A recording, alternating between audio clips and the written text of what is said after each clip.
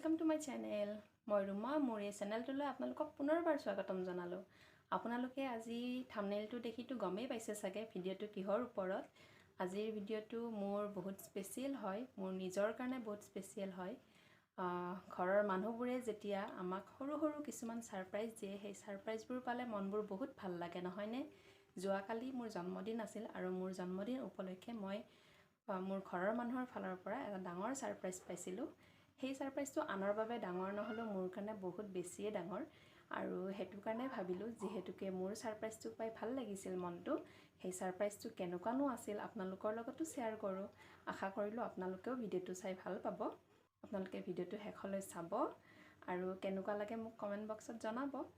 যোৱাকালি মই গৈছিলো ডিউটিত আৰু মই ডিউটিৰ পৰা ভাবিলো জন্মদিন যেহেতুকে এপাক মাহঁতৰ ঘৰতো যাম।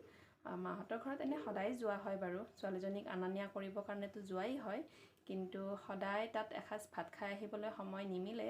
ভাবিছিলো জন্মদিন উপলক্ষে তেওঁলোকৰ ঘৰত এসাজ একেলগে গোটেইকেইটাই ভাত খাই আহিম, কিন্তু তেওঁলোকে যে মোৰ কাৰণে এনেকুৱা এটা সাৰপ্ৰাইজ প্ল্যান কৰি আছে সেইটো মই একেবাৰে গম পোৱা নাছিলো। এনেকুৱা সাৰপ্ৰাইজ পালো আপোনালোকক দেখুৱাম, চাই থাকক ভিডিঅ'টো শেষলৈ। ডিউটি শেষ হোৱাৰ পিছত প্ৰথমতে মই গলো খাদিমছলৈ, তাত এযোৰ চেন্ডেল কিনিবলৈ সোমালো। প্ৰথমতে চেন্ডেলযোৰ লৈ লওঁ, তাৰ পিছত মাহঁতৰ ঘৰত যাম। ৰেগুলাৰ ইউজৰ বাবে বহুত চেন্ডেল প্ৰয়োজন হৈ থাকে। আজি এযোৰ চেন্ডেল কিনিবলৈ আহিলো আৰু মোৰ হাজবেণ্ডে ক'লে মোৰ জন্মদিন উপলক্ষে তেওঁৱে মোক এই চেন্ডেলযোৰ গিফ্ট দিব। কেনেকুৱা ধৰণৰ ডিজাইন লম ভাবিয়ে পোৱা নাই, চাই আছো ৰ'ব দেই।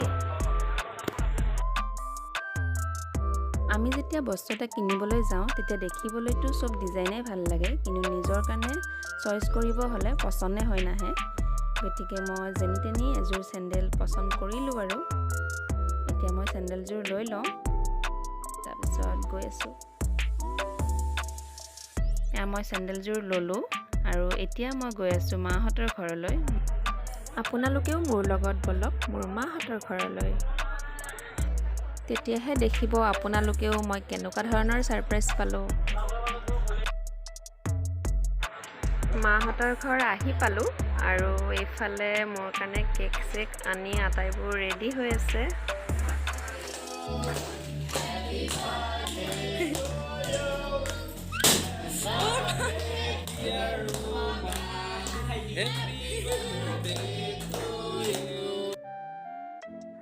মই মাহঁতৰ ঘৰ গৈ পোৱাৰ আগতেই বৰ্তা বৰমাহঁত খুৰা খুৰীহঁত আটাইবোৰ মাহঁতৰ ঘৰত গৈ ৰেডি হৈ আছিল। তেওঁলোকে আচলতে গোটেইবোৰে মিলি পেলাই এই প্লেনটো কৰিছিল। মইহে গম পোৱা নাছিলোঁ তেওঁলোকো যে মাহঁতৰ ঘৰত যাব আৰু মোৰ কাৰণে এনেকুৱা এটা সাৰপ্ৰাইজ প্লান কৰিব। মোৰ ঘৰৰ আটাইবোৰ মানুহ ইয়াত নাই, কাৰণ মোৰ ঘৰৰ পৰিয়ালটো বহুত ডাঙৰ। এওঁলোকৰ ফেমিলি দুটাহে আছে, বাকী বহুত মানুহ ইয়াত নিশ্চয় আছে। আটাইবোৰ থাকিলে আৰু বেছি ভাল লাগিলে হয়। ঘৰৰ মানুহৰ ফালৰ পৰা সৰু সৰু এনেকুৱা সাৰপ্ৰাইজ পালে বাৰু মনবোৰ ভালেই লাগে, কিন্তু মই আজি এনেকুৱা এটা সাৰপ্ৰাইজ একদমেই এক্সপেক্ট কৰা নাছিলোঁ। কাৰণ আমি যেতিয়া সৰু আছিলোঁ তেতিয়া কেক কটাটোৱে বাৰ্থডে বুলি ক'লে মেনুৱেলি ভাবিছিলোঁ, কিন্তু বয়স হৈ অহাৰ লগে লগে এতিয়া আৰু কেক চেক কাটিবলৈ অলপ অলপ লাজো লগা হৈছে। আনফালে মায়ে খানা বনাই আছে, ইয়াকো অলপমান দেখুৱালোঁ। এইফালে মায়ে বনাই আছে সৰিয়হৰে মাছ আৰু এফালে বনাই আছে মাছৰ মূৰেৰে টেঙাৰ আঞ্জা। মই আহি পোৱাৰ আগতে মায়ে কিবা কিবি আগতে বনাই ৰেডিয়ে কৰিলে। এতিয়া মাছৰ আঞ্জা বনাই আছে আৰু মাছৰ আঞ্জাখিনি বনোৱা হ'লে মাংসখিনি বনাব, তাৰপিছত আমাৰ খানা ৰেডিয়ে হৈ যাব। মই আহি পোৱাৰ পিছত কি বনাইছে মই সেইখিনিহে অকণমান দেখুৱাই দিছোঁ।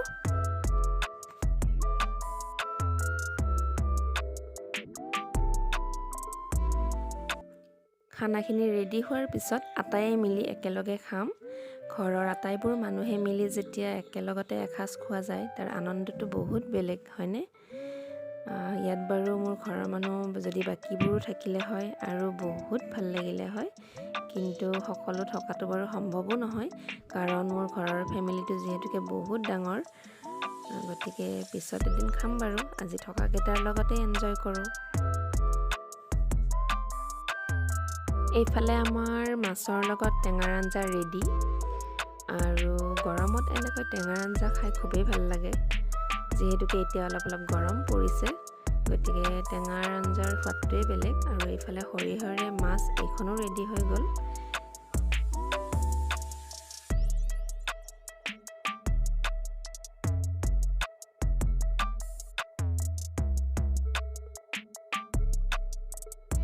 এতিয়া মই বনাই আছে এইফালে মাংসখন আৰু মাংসখন বনোৱা হ'লেই আমাৰ খানা বনোৱা কমপ্লিট হৈ যাব। তাৰপিছত আমি খানা খোৱা ষ্টাৰ্ট কৰিম।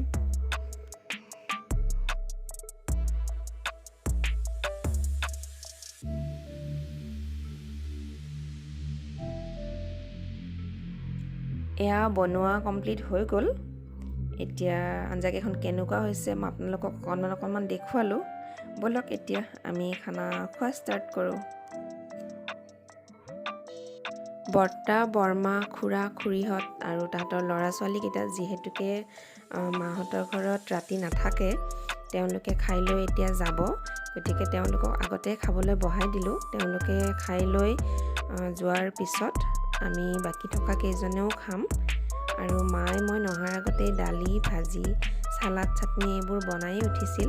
আৰু মই অহাৰ পিছত কি বনালে সেইখিনিও মই অকণমান আপোনালোকক দেখুৱালোঁ।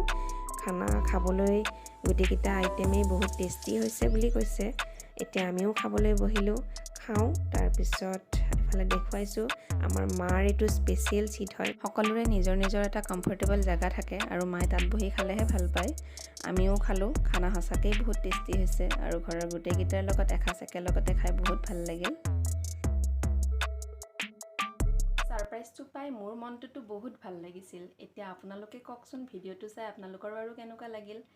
আৰু যদি আপোনালোকে মোৰ ভিডিঅ'টো চাই ভাল পালে তেনেহ'লে মোৰ ভিডিঅ'টো লাইক কৰিব। আৰু যিসকলে মোৰ চেনেলটো নতুনকৈ চাই আছে তেওঁলোকে মোৰ চেনেলটো ছাবস্ক্ৰাইব কৰি দিব। আৰু ওচৰত থকা বেল আইকনটো দবাই অল কৰি দিব। তেতিয়া মোৰ আহি থকা ভিডিঅ'বোৰৰ ন'টিফিকেশ্যনবোৰ আপোনালোকে সময়মতে পাই যাব। যিহেতুকে এতিয়া বিহুৰ ছিজন চলি আছে, গতিকে মই ভিডিঅ' বেছি আপলোড কৰিব পৰা নাই, কাৰণ ছিজন আহিলে আমাৰ ডিউটিৰ টাইমবোৰ অকণমান বাঢ়ি যায়, ঘৰত থকা সময়টো কমি যায়। আৰু বিহুলৈকে মই ভিডিঅ' আপলোড কৰিব পাৰিম নে নাই ইমান নাজানো, চেষ্টা কৰিম।